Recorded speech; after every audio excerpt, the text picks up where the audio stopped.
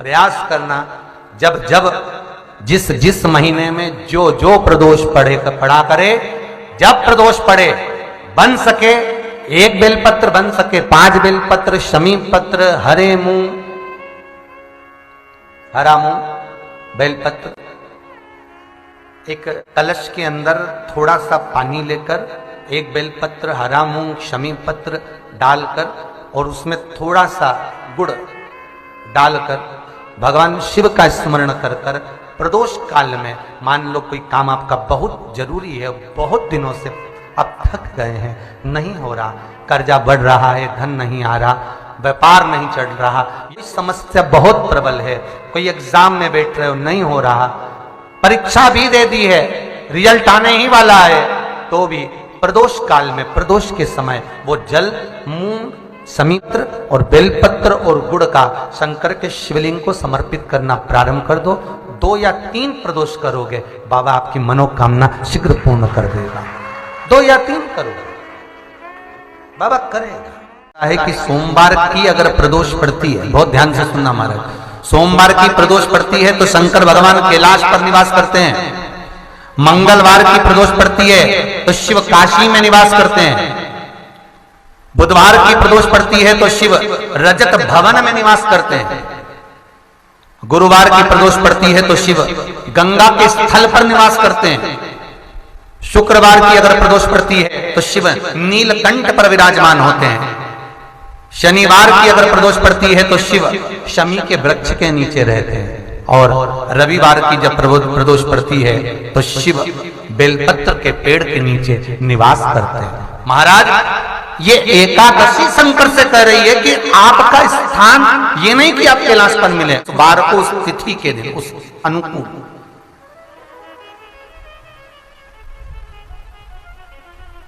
हमारे यहां कहते हैं सोमवार की जो प्रदोष पड़ती है वो इच्छा पूर्ति करती है, मंगलवार की प्रदोष रोग से मुक्ति देती है, बुधवार की प्रदोष कामना की पूर्ति करती है, गुरुवार की प्रदोष शत्रुओं का नाश करती है, शुक्रवार की प्रदोष सुख और शांति देती है, शनिवार की प्रदोष संतान का सुख देती है, और रविवार की प्रदोष जो काम दुनिया में कोई नहीं कर सकता वो अचूक फल की प्राप्ति रविवार की प्रदोष करा देती है। महाराज ऐसी प्रदोषों का नियम वर्णन किया चाहिए। भगवान कहते ठीक है तू थोड़ी देर खड़ी हो। एकादशी सम्मुख खड़ी हुई, पार्वती जी ने जिस अंगुष्ठ का जल पीने के लिए लिया था हाथ में, बस पीने ही वाली थी, शंकर भगवान ने वही हाथ में जल लेकर एकादशी के हाथ में उसको देकर कहा ले, ये मेरे द्वारा निर्मित एक व्रत है जिसे त्रयोदशी के दिन तूने मांगा है, मैं तुझे देता हूँ।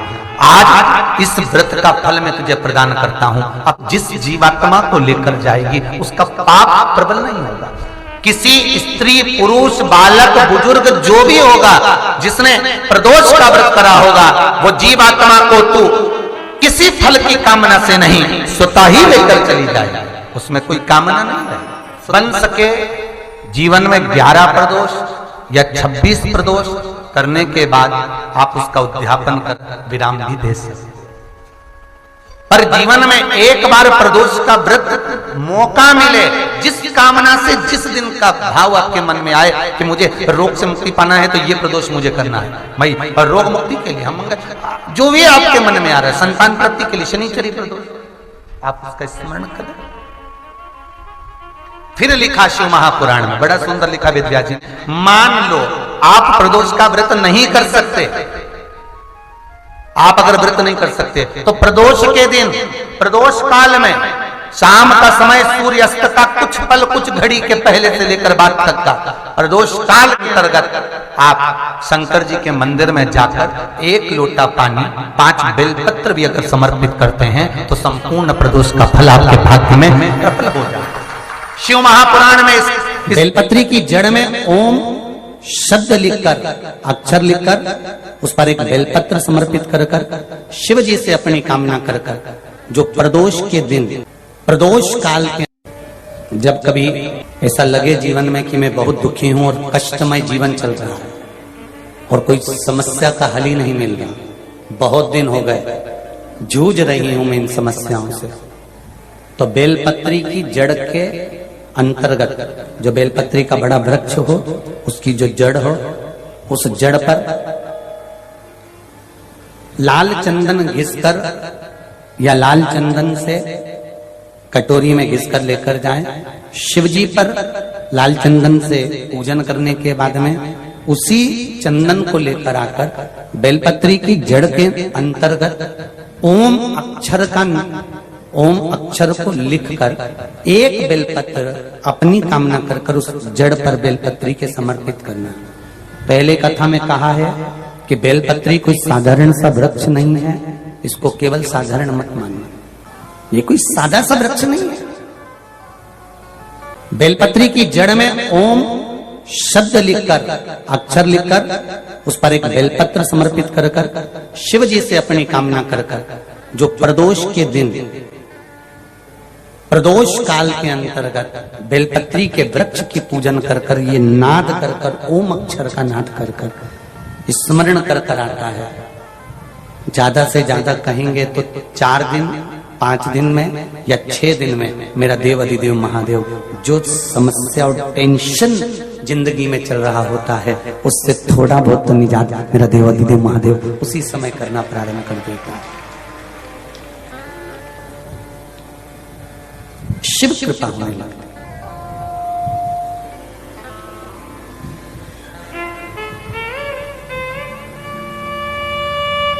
पर चंदन लगा होना चाहिए शिवलिंग पर।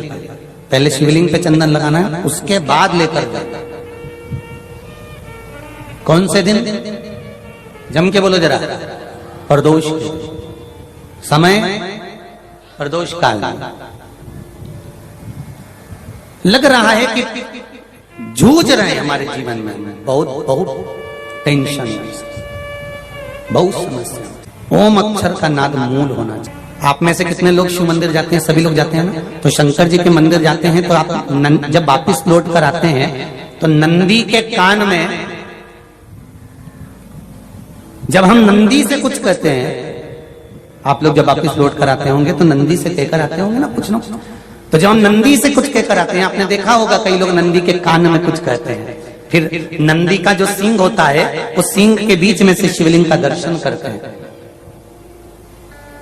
तो नंदी को जब कोई बात कही जाती है, नंदी से जब कुछ कहा जाता है कि हमारी बात शिवजी तक पहुंचाना, तो उसमें सबसे पहला अगर नाद करा जाता है नंदी के कानों में तो ओम का नाद करा जाता है।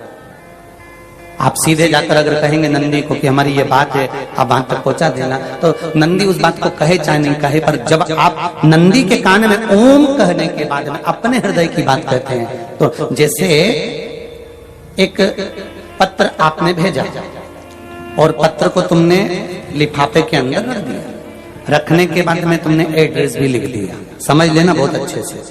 एड्रेस लिखने के बाद में तुमने अपना मोबाइल नंबर भी लिख दिया, सब कुछ कंप्लीट करके। अब इस लिफाफे को तुमको भोपाल भेजना है सागर से, और तुमने ले जाकर इस लिफाफे को डाकघर के डब्बे में डाल दिया। लिफाफा जाएगा, जम के बोलिए, एड्रेस पूरा लिखा है, पीछे तुम्हारा नाम भी लिखा है, मोबाइल नंबर भी लिखा है, सब कुछ लिख दिया, पर लिफाफा जाएगा नहीं। क्यों नहीं जाएगा? क्योंकि उस पर टिकट चिपका नहीं है। 15 पैसे का, 10 पैसे का, 25 पैसे का, या 1 रुपए का, या 2 रुपए का, उस पे अगर कोई टिकट चिपका होता फिर आप उसको डालते तो जाता कि नहीं जाता? चले जाता। ये ओम सनातन धर्म के अंतर्गत जितने भी मंत्र होते हैं, जितने ब्राह्मण मंत्र का उच्चारण करते हैं, जितने ब्राह्मण मंत्र पढ़ते हैं और मंत्र का उच्चारण करते हैं, उसमें ओम का नाद क्यों करते हैं? क्योंकि ये हमारे श्लोकों को, हमारे शब्दों को, हमारे दिल की बात को टिकट का काम कर कर परमात्मा तक पहुंचा देता है। ये ओम अक्षर, ओम शब्द, ओम नाद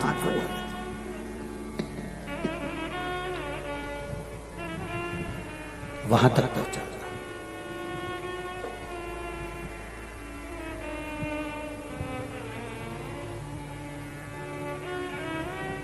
कभी कभी बेलपत्र देखना, जब बेलपत्र आप समर्पित करते हैं तो ऊपर वाली जो पत्ती होती है उस पे ओम लिखते हो, कहीं किसी किसी को लिखते हुए देखा होगा, चंदन से, पीले चंदन से, लाल चंदन से।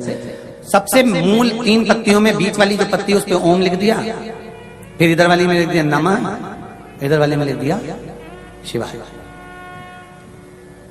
कभी आपने देखा कि इधर वाली पत्ती में ओम लिखा हो, इधर में नमः लिख दिया हो, इधर में शिवाय लिख दिया हो? नहीं, लिखने वाला लिखेगा, क्योंकि जो विद्वान होता है, चतुर होता है, जिसमें विद्वत्ता होती है, वो सबसे ऊपर वाली पत्ती में ही ओम लिखेगा, क्योंकि उसको मालूम है ये ब्रह्मा है, ये विष्णु है और ऊपर शिव है। इन दोनों का समावेश ओम में है, इसलिए वो सबसे पहली पत्ती में ओम ही लिखता है। ना देवराज के प्राण छूट गए। शिव मंदिर से आया, चोरी करने वाला देवराज प्राणों को छोड़ा।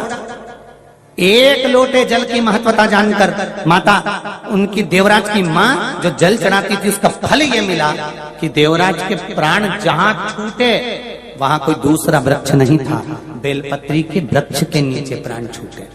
सनातन हिंदू धर्म के अंतर्गत आज भी किसी का अंतिम संस्कार करने के लिए ले जाते हैं, अर्थी को लेकर जाते हैं, तो एक जगह पर अर्थी को रोका जाता है, उतारा जाता है। इधर उतारते कि नहीं उतारते वो हमको मालूम नहीं, पर शास्त्र रीति करती एक जगह अर्थी को रोक देते हैं, उतार देते हैं, अर्थी को नीचे रख देते हैं। कुछ देर के लिए अर्थी ले जाने वाले भी वहां पर बैठ जाते हैं। किसी से पूछो, कोई विद्वान से पूछना, जो गांव का पुरातन व्यक्ति हो, बुजुर्ग हो, उससे पूछो कि ये शमशान जाते समय अर्थी को बीच में क्यों रोक दिया, इस अर्थी को यहाँ क्यों रोका गया, अर्थी रोकने का कारण क्या था, क्यों यहाँ अर्थी को उतारो, यहाँ उतारा करना, अर्थी को उतारना पड़ेगा, यहाँ रखना पड़ेगा, रखने के बाद लोग 4-5 पत्थर बीनते हैं, फिर उधर फेंक देते हैं, बैठ जाते हैं, क्यों, किस लिए, क्या कारण क्या है? उसको मालूम होगा तो वो जरूर बताएगा कि शिव महापुराण के अनुसार देवराज के प्राण बेलपत्री के वृक्ष के नीचे छूटे थे, इसलिए शास्त्र रीति कहती है जिस मुर्दे को लेकर जाते हैं, कोई बेलपत्री का पेड़ जो गांव में होता था उसके नीचे अर्थी को थोड़ी देर रख देते हैं, तो उस जीव आत्मा को कैलाश धाम पहुंचा दिया जाता है जो उस पर बंधी है।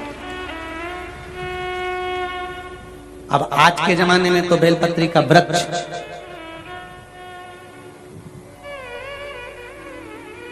एक निवेदन सबसे करेंगे, मौका मिले जीवन में, अगर मौका मिले वृक्ष लगाने का, तो जिस मार्ग से अर्थी निकल कर जा रही हो, शमशान जा रहे हो, और बीच रास्ते में दोनों तरफ अगर मौका मिल जाए तो कहीं एक अगर बेलपत्री का वृक्ष लग जाए और उस बेलपत्री की छाया उस मुर्दे पर और अर्थी ले जाने वाले पर पड़ जाए, तो वो स्वयं ही शिव के धाम पहुंच जाते हैं। उसको पहुंचाने की जरूरत कभी मौका मिले, जहां देव स्थान हो, जहां देवताओं के स्थान हो, शिव के मंदिर बन रहे हो, शंकर मंदिर का विस्तार हो रहा हो, कहीं भगवान देवता विराजमान हो रहे हो, तो मेरा वहां के ट्रस्टी हो, वहां के समिति वाले, उनसे निवेदन है कि आपके बगीचे में बेलपत्री के जितने ज्यादा से ज्यादा वृक्ष होंगे वो जीव का कल्याण करने, सुख देने वाले।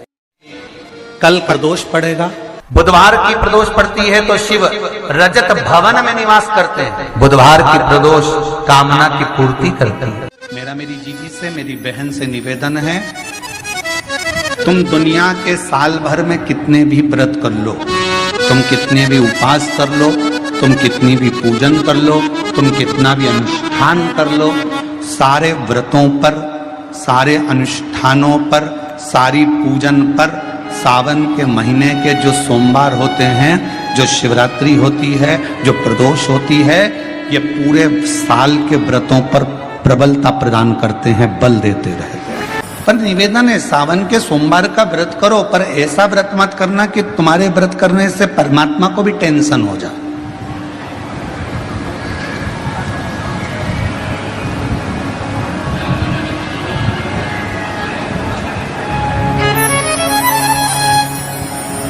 कई माताएं व्रत कर लेती हैं, मेरा सावन का महीने में व्रत है, पूरा 1 महीना व्रत करूंगी, 1 लौंग खाऊंगी, 1 गिलास दूध लूंगी, इसके सिवाय कुछ नहीं लूंगी, 1 फल खाऊंगी, इसके सिवाय कुछ नहीं। बहू बेचारी बोल रही मम्मी शुगर ऊपर नीचे हो जाएगी,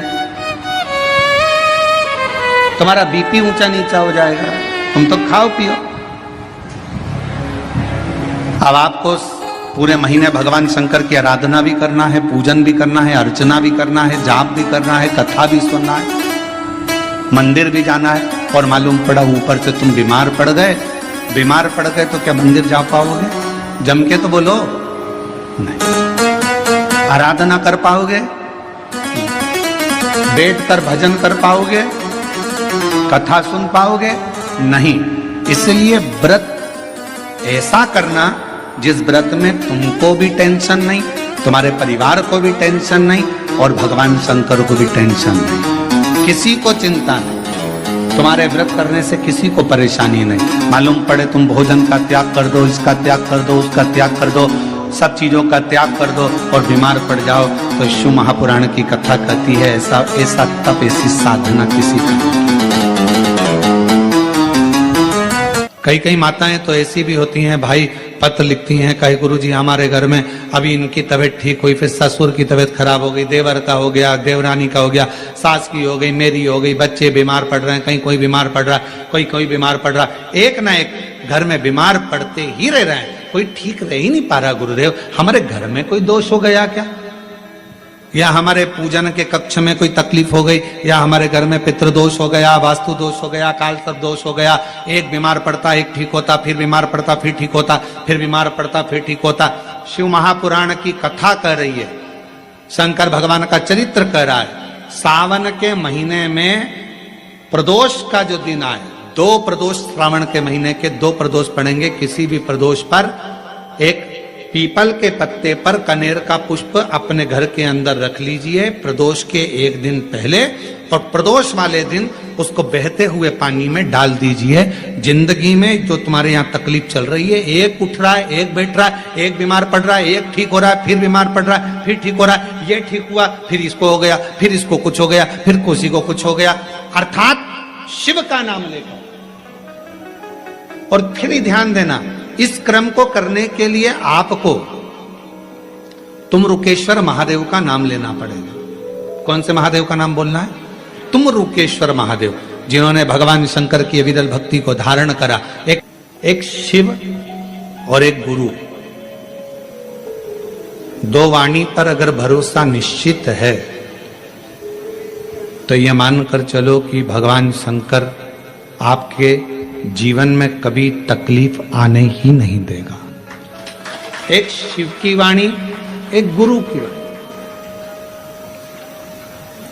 जिस प्रदोष व्रत का हम वर्णन करते हैं, जिस प्रदोष के दिन का आपको बधाई कल हमने दी थी कि प्रदोष की आपको बधाई हो, प्रदोष शाम का जो समय होता है, प्रदोष काल जो होता है, उसका वर्णन जब हम करते हैं, ये प्रदोष की पूजन का विधान किसने बनाया, ये प्रदोष की पूजन का नियम किसने बनाया, ये प्रदोष की संध्या काल का, प्रदोष के समय का पूजन का विधान कौन बनाया, ये प्रदोष के समय पर एक बेलपत्र चढ़ाने का विधान किसने बनाया, प्रदोष के समय पर एक समीपत्र चढ़ने का विधान किसने बनाया, प्रदोष के समय पर अगर मान लो कोई भिखारी से भिखारी व्यक्ति भी है जो ठेला चला रहा है, उसके पास में खाने के लिए कुछ नहीं है, फटे कपड़े पहन रहा है, उसकी जिंदगी में कुछ भी नहीं बचा और कर्जे में लदालूम हो गया, एक चावल का दाना अगर वो प्रदोष के दिन, प्रदोष काल में शाम के समय पर शंकर के शिवलिंग पर चढ़ा देता है तो 3 या 4 प्रदोष में उसका कर्जा चूकना प्रारंभ हो जाता है। प्रदोष का विधान।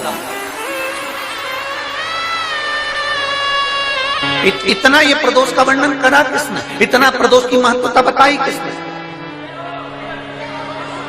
कौन करे इतना वर्णन?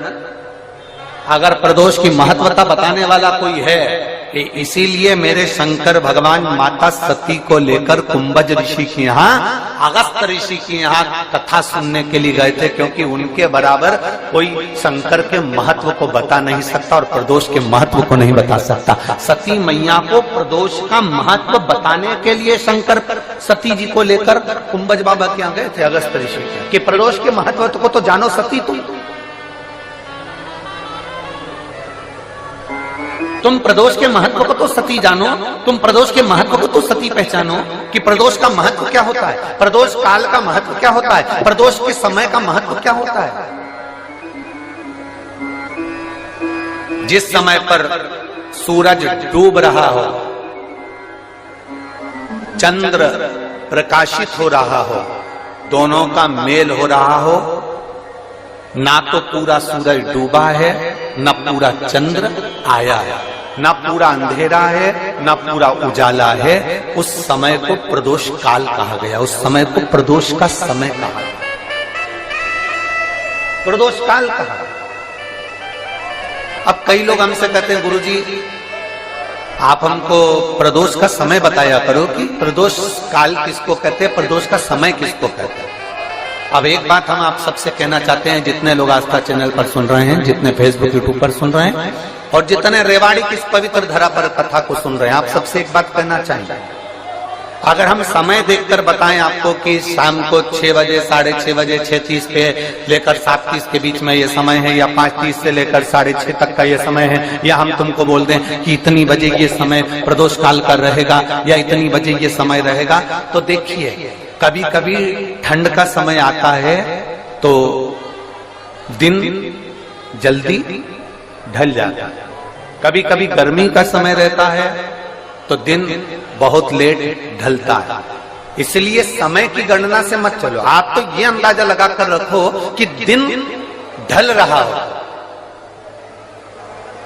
अंधेरा होना शुरू हो रहा, सूरज डूब रहा हो, चंद्र प्रकाशित हो रहा हो, अंधेरा अपना काम कर रहा है, सूरज ढलता जा रहा है, दिन कम होते चले जा रहा है और अंधेरा थोड़ा बढ़ते चले जा रहा है। इन दोनों का जो मिलन का समय हो, अब वो कितनी भी बजे, आप तो बस उसके मिलन का समय निकाल लो, वही समय प्रदोष काल कहलाता है, वही समय प्रदोष काल।